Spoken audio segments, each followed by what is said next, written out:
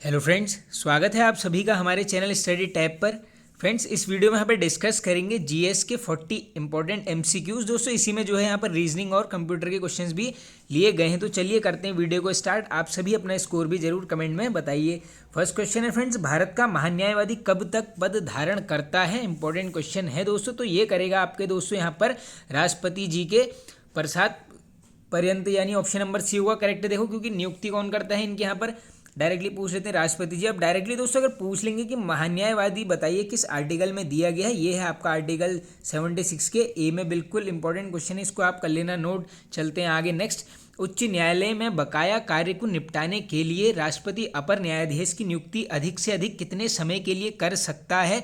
तो ये कर सकता है फ्रेंड्स आपका यहाँ पर correct answer option number C, यानी 2 वर्ष के लिए। आगे चलते हैं। किसी राज्य में सामान्यतः किसके परामर्श में राष्ट्रपति शासन लागू किया जाता है? बिल्कुल इजी क्वेश्चन है दोस्तों। करेक्ट आंसर ऑप्शन नंबर ए, ये है आपका जो राज्य का संबंधित राज्यपाल होगा। चलते हैं आगे नेक्स्ट। निम्न में से कौन सी समिति विभिन्न विषयों पर चर्चा के लिए समय का निर्धारण करती है? तो ये करती है आपकी फ्रेंड्स यहाँ पर ऑप्शन नंबर डी, यानी कार्य सलाहकार समिति। ऑप्शन नंबर डी हो जाएगा बिल्कुल करेक्ट आंसर। चलते हैं आगे। अब देखिए दोस्तों, थोड़ा सा जो इससे पहले हमने क्वेश्चन अभी देखा है, क्वेश्चन नंबर 63, इसमें थोड़े से कुछ आप फैक्ट्स यहाँ पर नोट कर लीजिए। देखो, अगर डायरेक्टली इसमें पूछ लेंगे आपसे राष्ट्रपति शासन के लिए बताइए आर्टिकल कौन सा है, ये है आपका आर्टिकल 356। अब इसी के साथ अगर क्रम में जाओगे, एक आर्टिकल अगर आप ऊपर चले जाओगे 355, ये रहता है स्टैटिक जीके में काफ़ी रिपीट, क्योंकि ये क्या है दोस्तों, बाहरी आक्रमण और यहाँ पर आंतरिक अशांति का आर्टिकल अगर पूछ लेंगे आपसे कौन सा है अशांति, ये है आपका आर्टिकल 355। अब चलते हैं आगे नेक्स्ट क्वेश्चन की तरफ। दल बदल विरोधी अधिनियम के अंतर्गत भारतीय संविधान में करने का अधिकार किसको प्राप्त है? तो ये है फ्रेंड्स आपका यहाँ पर ऑप्शन नंबर बी, लोकसभा अध्यक्ष को। आप देखो दोस्तों, डायरेक्टली पूछ लेते हैं कि ये किस, जैसे आप सभी को पता ही है यहाँ पर जो यहाँ पर 12 अनुसूचियाँ हैं, उसमें से दल बदल के लिए पूछ लेंगे किस अनुसूची के अंतर्गत है। ये है आपकी 10वीं। 11 पूछेंगे तो आप आंसर करेंगे यहाँ पर नगर पालिका, और अगर सॉरी दोस्तों 11वां है यहाँ पर पंचायती राज से, और 12वीं पूछेंगे तब आपका आंसर होगा यहाँ पर नगर पालिका। ये तीनों फैक्ट नोट कर लेना क्रम से है। 10वां दल बदल, 10 में 2 आ जाएगा, रिलेट कर लेना। 11वां है आपका पंचायत से, और 12वां है आपका यहाँ पर नगर पालिकाओं से। चलते हैं आगे नेक्स्ट। भारतीय संविधान में मूलभूत अधिकार किस संविधान से लिए गए थे? तो ये लिए गए हैं दोस्तों यहाँ पर फंडामेंटल राइट्स की बात चल रही है, यानी संयुक्त राज्य अमेरिका यूएसए से लिए गए हैं। अब देखो, इसके अलावा पूछ लेंगे कौन से भाग में है, ये हैं आपके भाग 3, और आर्टिकल पूछ लेंगे संबंधित किससे है, ये आपका 12 से लेके 35 तक क्या है यहाँ पर मूल अधिकार दिए गए हैं। इंपॉर्टेंट फैक्ट है, नोट कर लेना। चलते हैं आगे। संविधान के किस भाग में संविधान संशोधन की प्रक्रिया का उल्लेख है? काफ़ी रिपीटेड रहता है फ्रेंड्स ये question. Correct answer option number C, भाग 20 बिल्कुल हो जाएगा करेक्ट। आगे चलते हैं नेक्स्ट। निम्नलिखित में से किस अमेरिकी राष्ट्रपति ने 1972 में राजनयिक संबंधों को मजबूत करने के लिए चीन का दौरा किया? तो ये वर्ष भी नोट कर लो कब किया है, 1972, और ये किया गया है दोस्तों यहाँ पर करेक्ट आंसर ऑप्शन नंबर ए, यानी रिचर्ड निक्सन के द्वारा। बिल्कुल इंपॉर्टेंट क्वेश्चन है फ्रेंड्स, बन सकते हैं इस टाइप के क्वेश्चन, काफ़ी रिपीटेड रहते हैं। चलते हैं आगे।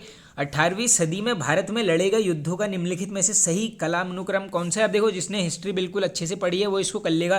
देखो, सबसे पहले होता है अंबर युद्ध, उसके बाद प्लासी, वांडीवास और बक्सर। अब देखो, इन चारों युद्धों को जानना थोड़ा सा जरूरी है, इनकी तिथियां और किसके मध्य हुआ है, क्योंकि कुछ भी बन सकता है। देखो, अंबर का युद्ध पूछ लेंगे, ये कब होता है आपका 3 अगस्त 1749 को। इसी के ऊपर अगर पूछ लेंगे बैटल ऑफ प्लासी, ये कब लड़ा जाता है आपका 23 जून 1757। पूरी डेट याद कर लेना दोस्तों, ये प्लासी वाली बनती है। इसके अलावा अगर वांडीवास का पूछेंगे, ये लड़ा गया आपका 22 जनवरी 1760 को, और ये लास्ट जो बक्सर का युद्ध है फ्रेंड्स, ये लड़ा गया है आपका 22 अक्टूबर 1764। अब देखो, मैं यहाँ पर आपको बता देता हूँ चारों कैसे कैसे लड़ेंगे। देखो, अगर बक्सर का युद्ध पूछ लेंगे आपसे किसके मध्य लड़ा गया, तो ये लड़ा गया दोस्तों यहाँ पर अंग्रेजी की तरफ से नाम पूछ रहे थे, कौन था? ये था आपका हेक्टर मुनरो। इंपॉर्टेंट क्वेश्चन है। और वहाँ से कौन था दोस्तों? 2-3 लोग थे, मीर कासिम था, एक सिराजुद्दौला, ये सब थे बंगाल का नवाब। ये सब फैक्ट को कर लेना नोट। इसके अलावा अगर वांडीवास में आप सभी को पता होगा, जब ये वांडीवास युद्ध होता है, जो फ्रेंच का जो है अस्तित्व मिटा देती है कौन? ब्रिटिश ईस्ट इंडिया कंपनी, ये क्वेश्चन बन जाता है। और प्लासी का तो आई होप सबको पता ही होगा दोस्तों, ब्रिटिश ईस्ट इंडिया कंपनी, और जो यहाँ पर बंगाल का नवाब था उस समय कौन था यहाँ पर? सिराजुद्दौला, उसके मध्य हुआ था। और अगर ये पूछेंगे कि जो प्लासी का युद्ध है दोस्तों, इसमें ब्रिटिश कौन था यहाँ पर मेन आदमी, वो था कौन यहाँ पर? रॉबर्ट एडवर्ड क्लाइव, ये नाम भी नोट कर लो, बन सकता है। और ये अंबर का युद्ध दोस्तों, ये 3-4 लोग थे इसमें, देखो एक लिख देता हूँ, एक था यहाँ पर चंदा साहिब, इसके अलावा मुजफ्फर जंग, और वहाँ से दूसरे कौन थे, ये थे यहाँ पर फ्रेंच के लोग। ये सभी फैक्टों को कर लेना नोट। चलते हैं आगे अब नेक्स्ट क्वेश्चन की तरफ। कर्नाटक का तृतीय युद्ध किस संधि के फलस्वरूप समाप्त हुआ? इंपॉर्टेंट क्वेश्चन है, करेक्ट आंसर नोट कर लीजिए। ये होता है आपका पेरिस की संधि। पूछ लेंगे कर्नाटक का तृतीय युद्ध कब हुआ है, आप आंसर करेंगे 1756 में स्टार्ट हुआ। और ये जो संधि है दोस्तों, संधि तभी होगी जब यहाँ पर युद्ध की शर्तों को माना जाएगा और खत्म होगा। तो ये कब होती है आपकी 1763 तक ये चलता है, दोनों डेट कर लेना नोट। आगे चलते हैं। बाबर ने पहली बार पश्चिम से कहाँ से होकर भारत में प्रवेश किया? तो ये करता है दोस्तों कहाँ पर, पंजाब से प्रवेश, ऑप्शन नंबर सी। बाकी देखिए बाबर के ऊपर एक छोटी सी ट्रिक है, मैं बार बार वैसे बताते रहता हूँ। ये दोस्तों पंखा चला घर, इसको नोट कर लेना, बस ज़्यादा कुछ नहीं है।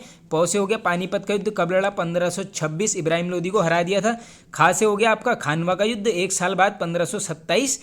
ये चला से चौ पकड़ लेना, ये है आपका चंदेरी युद्ध, ये कब होता है? 1528। और घर से आप घौ से घाघरा पकड़ेंगे, घाघरे में हो जाएगा आपका 1529। 4 लड़े हैं बिल्कुल क्रम से, 26, 27, 28, 29, सब कर लेना फैक्ट को नोट। चलते हैं आगे। फैजी निम्नलिखित में से किसके दरबार में रहा?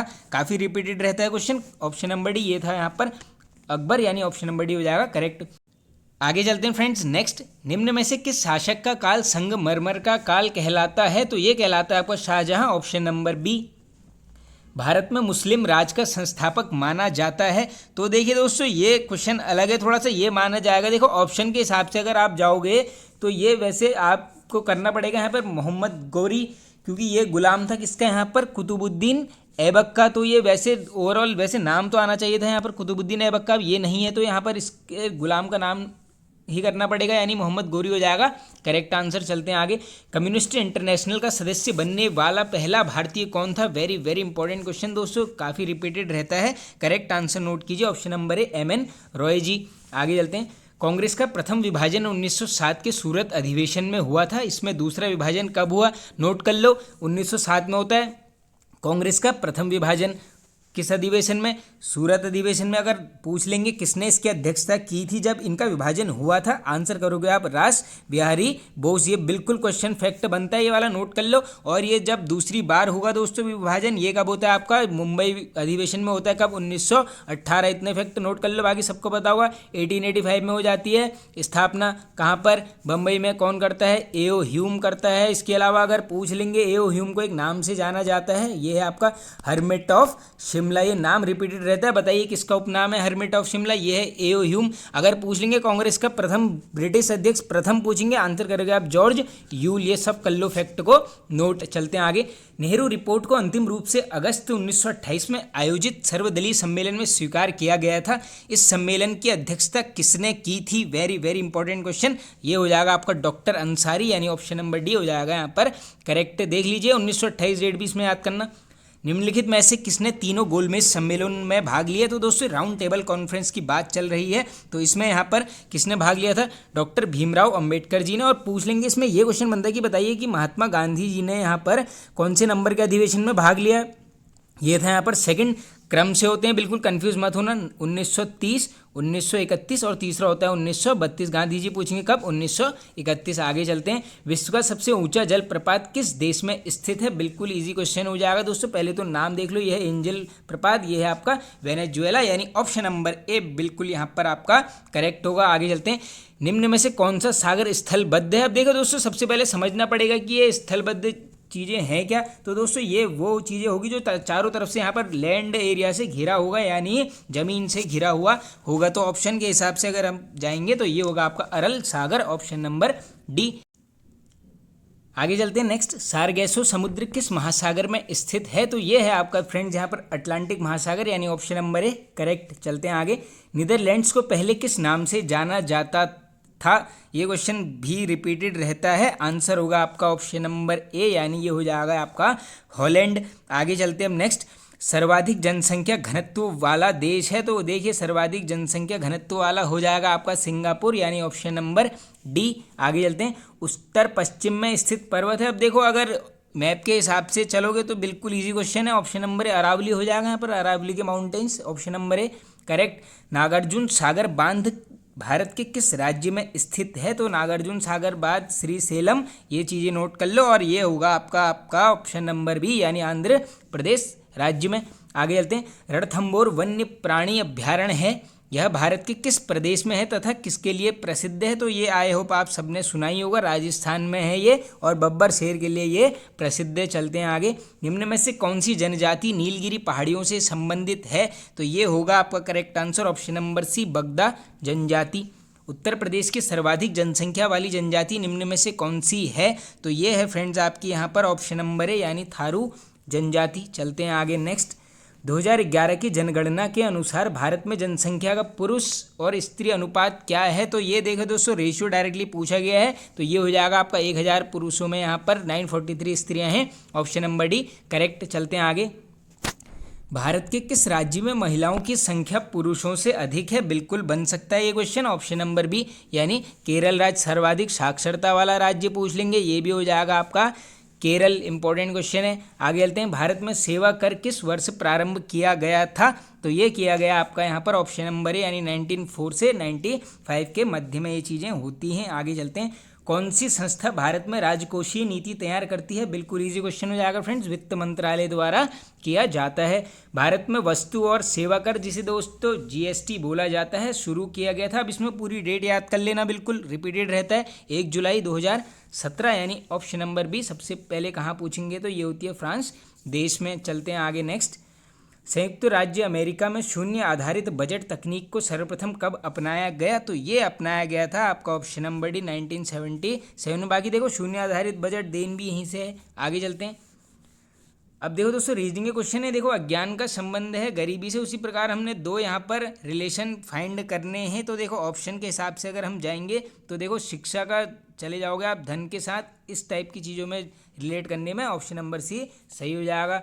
दी समरूपता के आधार पर नहीं दिया गया शब्द या अक्षर ज्ञात करें। तो देखो कुर्सी संबंधित है बैठना से, प्लेट है खाना से, तो तुला किससे संबंधित होगा? तो बिल्कुल इजी क्वेश्चन है, ऑप्शन नंबर बी ये हो जाएगा आपका वजन करेक्ट। सूचनाएं एक यूनिट से दूसरी यूनिट तक ले जाने व उन्हें पास लाने का काम कौन करता है? कंप्यूटर का क्वेश्चन है, ये करेगा कौन? डेटा बेस, ऑप्शन नंबर है करेक्ट। आईबीएम का अर्थ है दोस्तों, फुल फॉर्म पूछ ली गई है, correct answer international business machine, B correct. आगे चलते हैं। लास्ट क्वेश्चन है। 12 फरवरी 2022 को कहाँ स्माइल योजना को लॉन्च किया गया था? इंपॉर्टेंट क्वेश्चन है, करंट से ले जाना इसको। ये किया गया है यहाँ पर नई दिल्ली में। तो फ्रेंड्स ये वीडियो यहाँ पर होता है एंड। आई होप आप सभी को पसंद आया होगा दोस्तों। पसंद आया तो लाइक कर दीजिए, कमेंट करके बताइए आपको वीडियो कैसा लगा। चैनल पर नए हैं तो सब्सक्राइब कर लीजिए, बेल आइकन को जरूर प्रेस कर लेना। Okay friends, thank you.